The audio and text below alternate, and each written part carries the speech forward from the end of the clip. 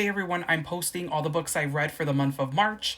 It's the first week of April, so it's what books did I read for the month of March. This previous month, I was able to read 8 books. I left one out because I didn't finish it, so in fact, I really read only 7 books. But listen, it is what it is. This was the book I did not finish. I couldn't connect to it, but I can appreciate it. I think someone else would really connect with this book and the memoir for it, but it just wasn't for me. So I'm not gonna really go into depth on what I didn't like about it, but it's okay.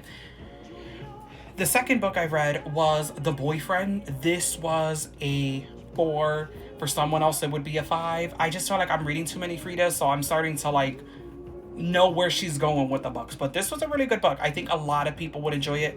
It recently came out. If you have Kindle, it's on good Kindle Unlimited.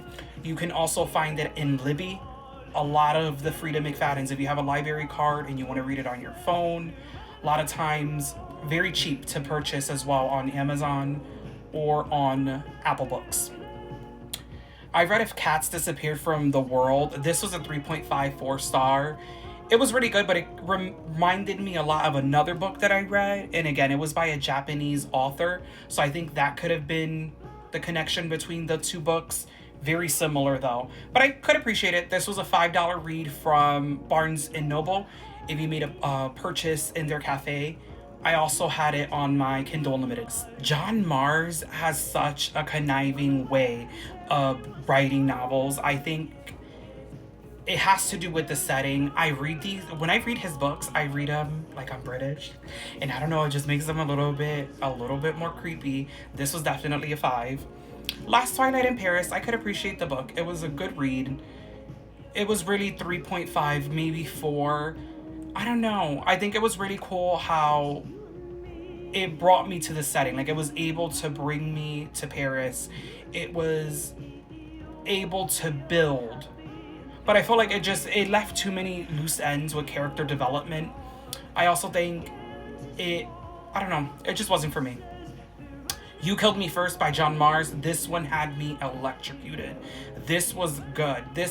I live in a little close-knit community, a cul-de-sac, and everyone's interconnected and everyone's conniving in a way. This was another book that I read, and it was The Cat Chronicles. I bought this in Italy in my trip, and I said I'm gonna read it. This was a 4 to 5 star read. It made me cry. I read the last chapter in the bathroom, tears rolling out of my cheeks. This was really good, but it had me crying because, I don't know, something about cats, and I love cats and everything, but I think it just had really good emotional depth to it, so I really, really enjoyed it. The final book I read, The Butcher by Jennifer Hiller. This book, I rated it a 4. It's between both. It could go either way. I didn't like some of the plot of it, especially with the teenagers and kids in general. I didn't like that aspect of it, but really, really, really, really solid character development. She's going to bring you horror. This was really good. I'm actually reading her first book, Little Secrets, and it's amazing. So far, I read 50% of it. I was talking to my good friend Sarah about it, and I'm like, girl, you have to read this book. So I read 7 books in total for the month of March. I had so much fun. I enjoyed all the books.